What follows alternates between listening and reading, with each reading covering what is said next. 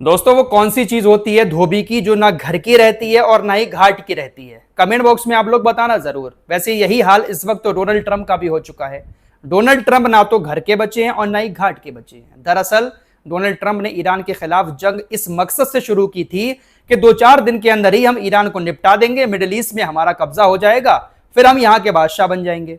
Israel ने इनको काफी सर पर चढ़ाया, आगे बढ़ाया, लेकिन आज ये हाल हो चुका है कि इसराइल भी कहीं ना कहीं इनसे नाराज होता हुआ नजर आ रहा है। वहीं मिडिल ईस्ट में जो अरबी देश हैं वो भी इनसे किनारा करते हुए नजर आ रहे हैं। रही बात अमरीकियों की, अमरीकी भी इनसे बहुत ज्यादा खिलाफ है कि बेवजह ईरान के अंदर ये जंग क्यों कर रहे हैं। चाहे डोनाल्ड ट्रंप हुए, चाहे बेंजामिन नेतन्याहू हुए, दोनों अपने आप को दुनिया का बॉस समझते हैं, लेकिन असली हकीकत यह है कि दुनिया में कहीं पर भी इनको अकेले अपने दम पर जीत हासिल नहीं होती है। फिलहाल मेन टॉपिक पर आते हैं।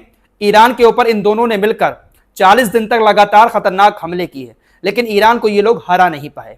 अभी तक इन्होंने ऐसा कुछ नहीं किया है ईरान के साथ कि ये खुलकर अपनी जीत का ऐलान कर दें। डोनाल्ड ट्रंप कोई ऐसा रास्ता निकालने की कोशिश कर रहे हैं जहां पर दुनिया को ऐसा दिख जाए कि अमेरिका ईरान के साथ जीत गया। 2-3 दिन से डोनाल्ड ट्रंप की तरफ से यह कहा जा रहा है कि हम एक बार फिर से ईरान के ऊपर खतरनाक हमला करने वाले हैं, क्योंकि ईरान समझौता नहीं कर रहा है। ईरान समझौता नहीं करेगा तो हम ईरान को पूरी तरह से तबाह कर देंगे, एक खतरनाक हमला और किया जाएगा। लेकिन कुछ बिचौलिए देश हैं बीच में, जैसे पाकिस्तान और कुछ अरबी देश, वो डोनाल्ड ट्रंप को रोक रहे हैं। डोनाल्ड ट्रंप का ऐसा कहना है।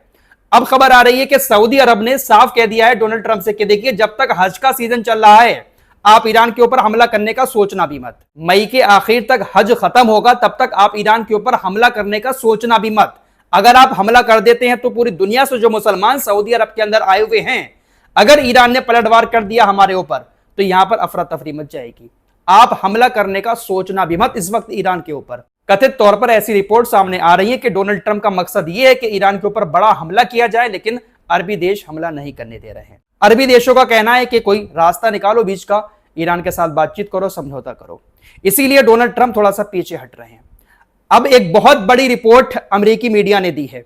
अमेरिकी मीडिया ने दावा किया है कि इन्हीं सारे मामलों को लेकर बेंजामिन नेतन्याहू और डोनाल्ड ट्रंप के बीच भी काफी तीखी बहस हो रही है। डोनाल्ड ट्रंप और बेंजामिन नेतन्याहू ने रात फोन पर बात की थी।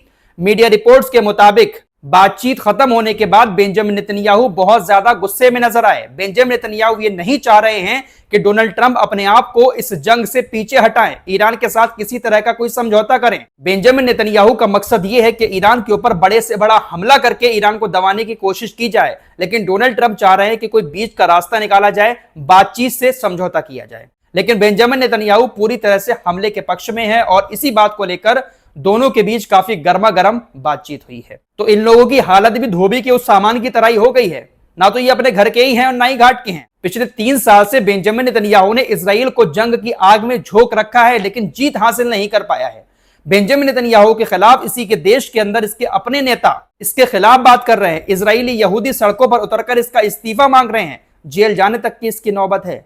इसीलिए ये चाह रहा है कि कैसे भी करके एक बार फिर से ईरान के ऊपर हमला हो, और अगर थोड़ा सा भी इसके हाथ ये मौका लग जाता है कि ईरान हार रहा है तो कहीं ना कहीं ये अपने आप को हीरो बनाकर इजराइल के अंदर पेश करेगा। लेकिन इतना आसान है नहीं। ये लोग अपने आप को बहुत ज्यादा ताकतवर समझते हैं, लेकिन ईरान इनसे 4 कदम आगे चल रहा है। आपको एक सैटेलाइट तस्वीर दिखाता हूं। वैसे तो बहुत सारी तस्वीरें आई हैं जहां पर ईरान ने अपने तमाम मिसाइल ठिकानों को ठीक कर लिया है, लेकिन आपको यह तस्वीर मैं इसलिए दिखा रहा हूं क्योंकि ईरान का यह वो मिसाइल ठिकाना है जिस पर सबसे ज्यादा खतरनाक हमले अमेरिका और इजराइल की तरफ से किए गए थे। ईरान का यह मिसाइल अड्डा ईरान के तबरीज में बना हुआ है। जितने भी मिसाइल अड्डों पर हमले हुए थे, सबसे ज्यादा इस अड्डे पर हमले हुए हैं, लेकिन फिर से ईरान ने इसको सही करके हमले करने लायक बना लिया है। सिर्फ इसी तस्वीर से आप अंदाजा लगा सकते हैं कि जहां पर सबसे ज्यादा ईरान को नुकसान हुआ था, उस अड्डे को ईरान ने सही कर लिया, तो जहां पर छोटा मोटा नुकसान हुआ है उसको ईरान ने कितनी पहले ठीक कर लिया होगा। इन्हीं सारी चीजों को लेकर अमेरिकी अखबार न्यूयॉर्क टाइम्स लगातार यह बात लिख रहा है कि ईरान ने अपने मिसाइल ठिकानों को, मिसाइल लॉन्चरों को पूरी तरह से तैयार कर लिया है। ईरान झुकने वाला नहीं है। स्टेट ऑफ हॉर्मुज की बात कर लेते हैं। स्टेट ऑफ हॉर्मुज पर भी अभी भी ईरान का कब्जा पूरी तरह से बरकरार है।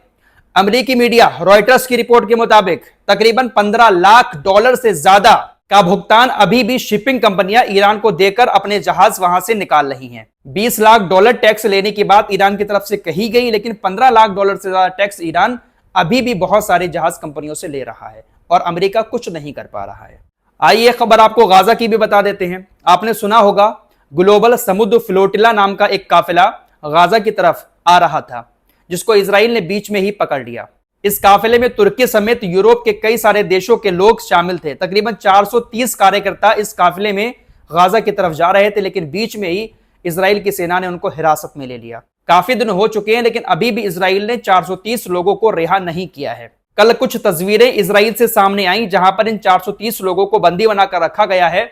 इजराइल का ये जो नेता है बेन गवीर, इन लोगों के पास पहुंचता है और इनके साथ बदतमीजी करता है, गंदी गंदी बातें बोलता है। वीडियो और फोटोज सोशल मीडिया पर वायरल हुए।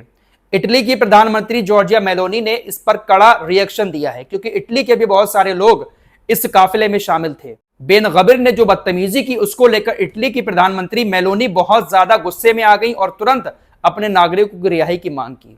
फिलहाल खबर ऐसी आ रही है कि बेंजामिन नेतन्याहू ने आदेश दिया है कि इन 430 लोगों को रिहा कर दिया जाए, लेकिन अभी तक रिहाई हुई नहीं है। अच्छा, मेलोनी जी की बात चली है तो यहां पर एक खबर आपको अपने देश के प्रधानमंत्री नरेंद्र मोदी जी और मेलोनी की भी बता देते हैं। दरअसल प्रधानमंत्री नरेंद्र मोदी इटली दौरे पर गए, जॉर्जिया मेलोनी से मुलाकात हुई। जॉर्जिया मेलोनी ने हमारे देश के प्रधानमंत्री नरेंद्र मोदी को रोम शहर घुमाया।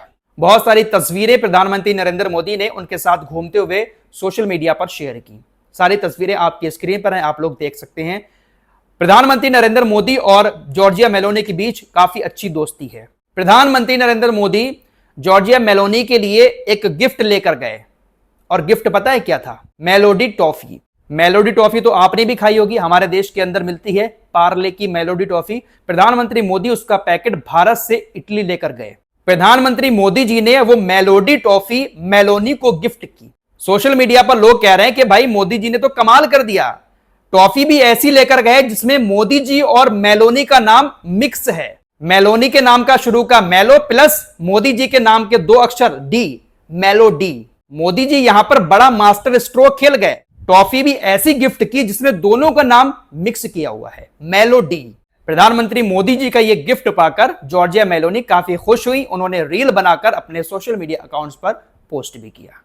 तो काफी अच्छी दोस्ती है प्रधानमंत्री नरेंद्र मोदी और इटली की प्रधानमंत्री जॉर्जिया मेलोनी के बीच। फिलहाल इन खबरों को लेकर आप लोगों को क्या कहना है, कमेंट बॉक्स में अपनी राय का इजहार भी जरूर करें। कुछ और खबरों के साथ फिर हाजिर होंगे। अपना ख्याल रखिएगा। अल्लाह हाफिज।